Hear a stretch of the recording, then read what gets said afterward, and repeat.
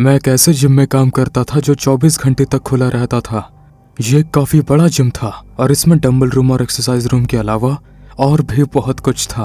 हमारे पास 2 फ्लोर्स थे, एक बास्केटबॉल कोर्ट, योगा जैसी फिटनेस क्लासेस के अलावा कई क्लासेस थे और फिर वेट एरिया और कार्डियो एरिया था। जिम में अच्छी संख्या में काफी एम्प्लॉयज थे और जिम जितना बड़ा था उसके हिसाब से उन्हें उनकी जरूरत थी, लेकिन रात में उतने लोग वहां काम नहीं करते थे। खैर, जब मैंने पहली बार शुरुआत की थी तो मैं ज्यादातर समय रात भर काम करता था।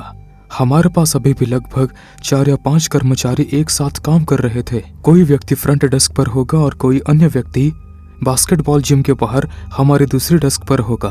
फिर बाकी लोग इधर उधर जाएंगे और जो भी आवश्यक होगा वो करेंगे।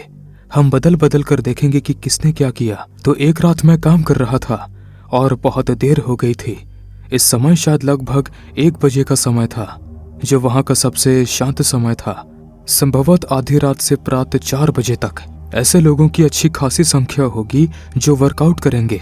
सुबह करीब 4 बजे से शुरू ये अभी तक शांत था। फिर सुबह 6 बजे ये और भी ज्यादा बिजी होने लगा। आमतौर पर जब मैं उतरता था तो यही होता था। वैसे भी इस विशेष रात को सुबह लगभग 2 बजे जिम पूरी तरह से खाली था। मुझे लगता है कि पूरे जिम में शायद 2 या 3 लोग ही वर्कआउट कर रहे थे। मैं कई अलग अलग एरियाज की साफ सफाई करने के लिए बाहर गया जो रास्ते से हटकर थे। अधिक सामान्य क्षेत्रों को अधिक बार साफ किया जाएगा और उस जगह को सफाई के लिए ज्यादा प्रायोरिटी दी जाएगी, लेकिन दूसरी जगहों को केवल रात भर साफ किया जाएगा। मेरे पास एक छोटी सी गाड़ी थी जिस पर कुछ सफाई का सामान था और मैं एक ऐसे एरिया में गया जहां मैं अकेला था। मुझे सफाई का काम करना पड़ा और मैं जो कर रहा था उस पर काफी ध्यान केंद्रित कर रहा था। मैं ज्यादातर समय सफाई का आनंद ले रहा था और मैंने इसे सेटिस्फाइंग पाया। लगभग 20 या 30 मिनट तक वहां रहने के बाद मुझे कुछ दूर से एक शोर सुनाई दिया। मैंने मान लिया कि ये सिर्फ कोई वेट लिफ्टिंग कर रहा होगा, हालांकि मुझे पास के एरिया में किसी और के बारे में जानकारी नहीं थी। इस बार मुझे एहसास हुआ कि ऐसा लग रहा था जैसे ये सीढ़ी से आ रही हो। लोगों का सीढ़ियों पर होना आम बात नहीं है, लेकिन कभी कभी लोग सीढ़ियों से ऊपर नहीं चलते। हालांकि वो आवाज असल में वेट लिफ्टिंग के शोर की तरह नहीं लग रहा था और मुझे नहीं पता था कि कोई इतनी देर तक वहां क्यों रहेगा। मैंने वहां जाकर जांच करने का फैसला किया। मैं लापरवाही से सीढ़ी की ओर चला गया जो बाईं ओर और कमरे के पार थी।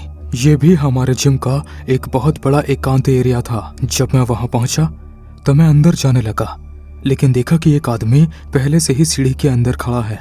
वो जिम में काम नहीं करता था, लेकिन उसने ज्यादातर मेंबर्स की तरह वर्कआउट वाले कपड़े नहीं पहने थे। उसने काली जीन्स, काली जैकेट पहन रखी थी और उसका मुंह ऑपोजिट डायरेक्शन में था। वो बस वहीं खड़ा था, असल में कुछ नहीं कर रहा था। मैं घूमा और चला गया। मैं वापस वही करने लगा जो मैं कर रहा था। मैंने उस एरिया की सफाई पूरी कर ली और उस आदमी के बारे में भूल गया। आसपास कुछ क्लासेस थीं और मैं सफाई करने के लिए उनमें से एक के अंदर चला गया। इन क्लासेस में लकड़ी के फर्श, शीशे और फिर कुछ खिड़कियां थीं जो बाहर हॉलवे की ओर दिखती थीं। किसी चीज ने मेरा ध्यान खींचा। खिड़कियां कुछ रंगीन थीं, लेकिन मैंने देखा कि उनमें से एक के बाहर कोई खड़ा था। मुझे जल्दी एहसास हुआ कि ये वही आदमी था जिसे मैंने सीढ़ी पर देखा था। वो वहीं खड़ा मुझे देख रहा था और कमरे में घूर रहा था। इसने मुझे एक तरह से परेशान कर दिया। हालांकि मैंने इसे नजरअंदाज करने की कोशिश की और सफाई करता रहा। फिर मैंने ऊपर देखा और वो चला गया। वो बहुत ताकतवर लग रहा था। मैंने सोचा कि क्या वो हमारे जिम का कोई मेंबर था भी। जाहिर है मैं सभी मेंबर्स को नहीं जानता, हालांकि मैं ऐसे लोगों की अच्छी सी संख्या को पहचानता हूँ जो लगभग उसी समय वर्कआउट करते थे जिस समय मैं करता था, लेकिन मैंने इस आदमी को पहले कभी नहीं देखा था। मैंने इसे नजरअंदाज करने की पूरी कोशिश की। क्लास की सफाई करने के बाद मैंने कई दूसरे एरियाज को भी साफ किया और उन्हें सीधा किया। जब मैं ऐसा कर रहा था तो मुझे वो आदमी फिर से दिखाई दिया।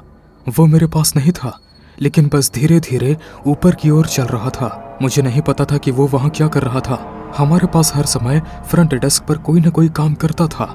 जिम में एंट्री करने के लिए आपको फ्रंट डेस्क पर स्कैन करना होता है। तो ये आदमी सच में हमारे जिम का मेंबर होगा, नहीं तो मुझे नहीं पता कि वो यहाँ अंदर कैसे आया। मैं यही सोच रहा था और मैं अपनी सफाई में लग गया। मैं वेट एरिया के कोने में था और वहाँ शीशे को साफ कर रहा था। ये एरिया भी असल में रास्ते से बाहर था। मैंने एक बार फिर उस आदमी को देखा। इस बार को छोड़कर वो मेरी ओर आ रहा था वो अपने हाथ में एक बारबल लेकर मेरी ओर आ रहा था। उसने बारबल को अपने कंधे पर रखा हुआ था। वो बिल्कुल मेरी ओर चल रहा था और मुझे घूर रहा था। मैंने ये स्पष्ट किए बिना दूर जाने की कोशिश की कि मैं विशेष रूप से उससे दूर जाने की कोशिश कर रहा था। मैं कोने से दूर साइड में चला गया। मैं सीढ़ी के पास था और उसकी ओर बढ़ा। जब मैंने ऐसा किया तो उस आदमी ने दिशा बदल दी और थोड़ा तेजी से मेरी ओर चला। वो क्या करने वाला था? क्या वो मुझे बारबल से मारने वाला था? उस समय मैं सीढ़ियों तक गया और तेजी से जॉगिंग करके उन पर चढ़ गया। किसी भी प्रकार की गति से बारबल पकड़कर सीढ़ियों पर चढ़ना लगभग इम्पॉसिबल होगा। मैंने उस आदमी को सीढ़ी में एंटर करते हुए सुना, लेकिन उसे मेरे पीछे सीढ़ियों के ऊपर जाते हुए नहीं सुना। हालांकि जब मैं ऊपर पहुंचा तो मैंने बारबल को जमीन पर पटकने की आवाज़ें सुनी और मुझे अपना को-वर्कर मिला। मैंने उसे उस आदमी के बारे में बताया और वो नहीं जानता था कि मैं किसके बारे में बात कर रहा था। मुझे एहसास हुआ कि ये किसी न किसी तरह अंदर घुस गया होगा। हमने फैसला किया कि हम उसे जाने के लिए कहेंगे।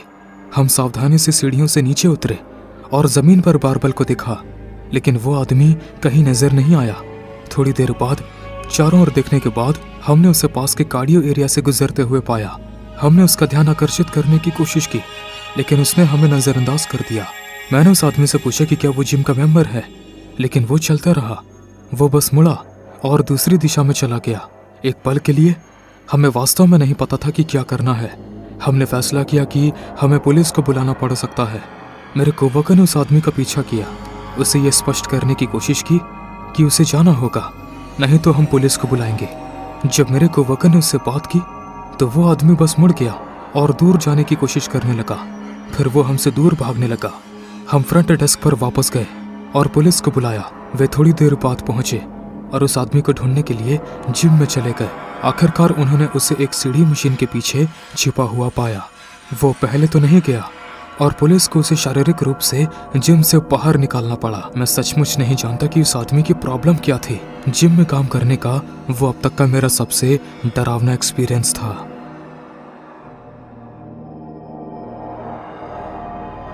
थोड़े बैकग्राउंड के लिए मैं एक लड़की हूँ और कई सालों से जिम जा रही हूँ।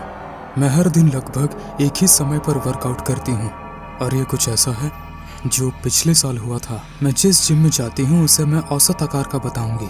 आमतौर पर मैं काम खत्म करने के बाद दोपहर में जिम करती हूँ, फिर उसके बाद घर चली जाती हूँ। हर बार जिम में मैं देखती हूँ कि बहुत सारे लोग मेरे जैसे ही वर्कआउट कर रहे हैं। जिम भी आमतौर पर कभी इतना बिजी नहीं होता, जो इसके सबसे अच्छे हिस्सों में से एक है। एक दिन मैं दूसरे लोगों की तरह ही काम के बाद जिम पहुंची। मैं लॉकर रूम में गई और कपड़े बदले और फिर ट्रेडमिल पर वार्म अप करने के लिए बाहर चली गई। मेरे जिम की ट्रेडमिल्स डंबल एरिया के सामने है। आगे कुछ मशीनें हैं जो ट्रेडमिल का सामना करती हैं। मुझे याद है कि जब मैं ट्रेडमिल पर चल रही थी तो मैंने देखा कि एक आदमी बाइसेप कर्ल की मशीन पर बैठा है, जो मेरी ओर मुंह करके बैठा था। कुछ क्षण बाद मैंने पीछे मुड़कर देखा तो वो आदमी मुझे ही घूर रहा था। मैंने दूसरी ओर देखा, तभी उसे फिर से मेरी ओर घूरते हुए पाया। अब तीसरी बार जब मैंने उसे मेरी तरफ घूरते हुए देखा तो ये थोड़ा अजीब था। ये एक ऐसा आदमी था जिसे मैंने यहाँ कभी नहीं देखा था। मैंने उस पर एक तरह से नजर रखी और ऐसा लगा कि वो बैठने के अलावा मशीन का उपयोग भी नहीं कर रहा था। मैंने उस आदमी को नजरअंदाज करने और अपना वर्कआउट कंटिन्यू करने की पूरी कोशिश की। मैंने ट्रेडमिल पर का काम पूरा किया और वेट एरिया की ओर चली गई। ये वो जगह थी जहाँ वो आदमी था और वो बाईं ओर भी था।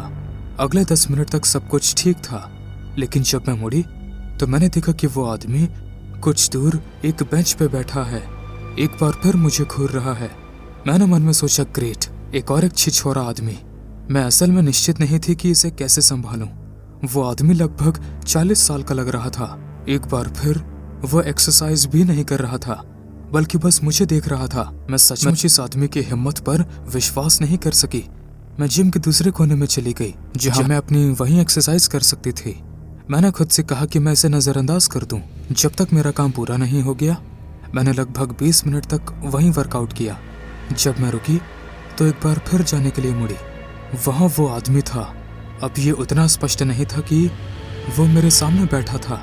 मैंने कभी भी उसे सेट्स लगाते या वर्कआउट करते हुए नहीं देखा।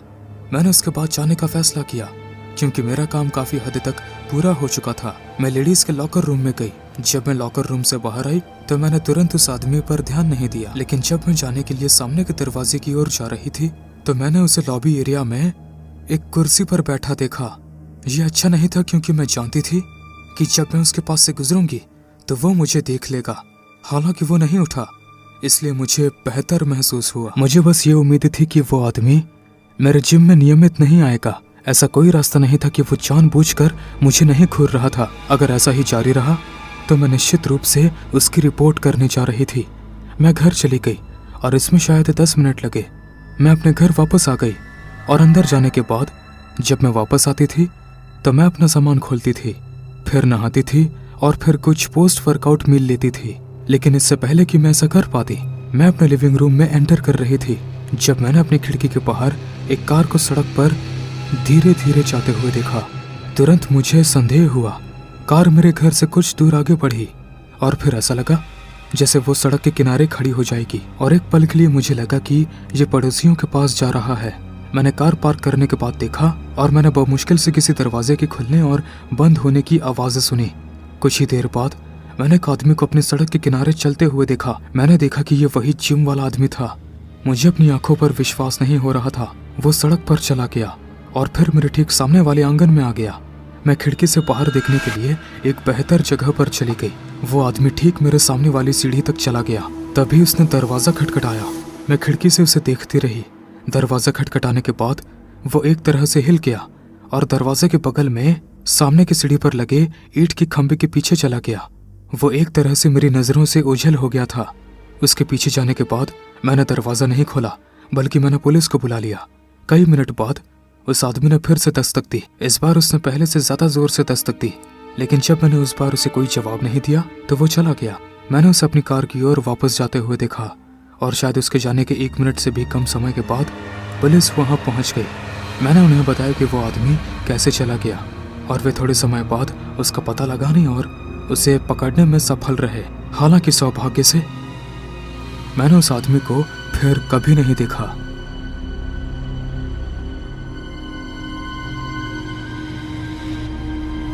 सालों पहले मैंने इस छोटे से 24 घंटे वाले जिम में काम किया था। ये कुछ ट्रेडमिल और कुछ अन्य मशीनों वाला एक वेट एरिया था। तब वहाँ एक छोटा सा लॉकर रूम था। मैं रात भर काम करता और वहाँ एकमात्र एम्प्लॉय था। जिस तरह से जिम स्थापित किया गया था वो ये था कि आप सामने के दरवाजे और लगभग 50 फीट लंबे गलियारे से चल सकते थे। फिर वहाँ एक फ्रंट डेस्क थी जहाँ मैं बैठता था और मेरी बाईं ओर एक मेन वेट एरिया था। मैंने वहाँ केवल 6 महीने के लिए काम किया, लेकिन असल में कुछ अजीब घटित होने के लिए वो समय पर्याप्त था। जिम काफी औसत एरिया में स्थित था। ये शहर में सही नहीं था, लेकिन कहीं भी या किसी चीज के बीच में भी नहीं था। हालांकि जिम में इतने ज्यादा लोग नहीं थे। शुरुआत में जिम इतना बड़ा नहीं था और इसमें बहुत सारे मेंबर्स भी नहीं थे। एक रात में अकेला था और जिम में कोई भी नहीं था। अब तक शायद सुबह के 2 बज रहे थे और मैं काफी बोर हो गया था। जैसे ही मैं वहां सामने के काउंटर के पीछे बैठा, जिम का सामने का दरवाजा अचानक खुल गया। मैंने ऊपर देखा और एक आदमी को अंदर आते देखा। मैंने उसे पहले कभी आते नहीं देखा था, लेकिन मैंने मान लिया कि वो एक मेंबर था। वो काफी लंबा और पतला था और देखने में काफी कठोर लग रहा था। वो सामने के टेबल पर चला गया, लेकिन फिर मेरे ठीक पीछे चलने का प्रयास किया। उसने मेरी तरफ देखा तक नहीं। मैंने उसे रोकते हुए कहा, तुम्हें यहाँ स्कैन करना होगा। वो आदमी अपनी जगह पर रुक गया और घूम गया। उसने मेरी तरफ देखा, लेकिन कुछ नहीं बोला। फिर वो मुड़ा और ठीक सामने वाले दरवाजे से बाहर चला गया।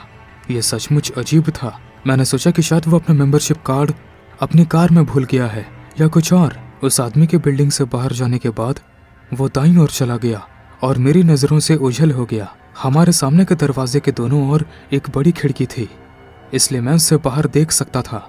मेरी नज़र हमारे पार्किंग स्थल के एक हिस्से और उसके पीछे की सड़क का थोड़ा सा हिस्सा था, लेकिन पार्किंग स्थल में कई हिस्से ऐसे थे जिन्हें मैं नहीं देख सका। कुछ समय बीत गया और फिर मुझे लगा कि वो आदमी चला गया है।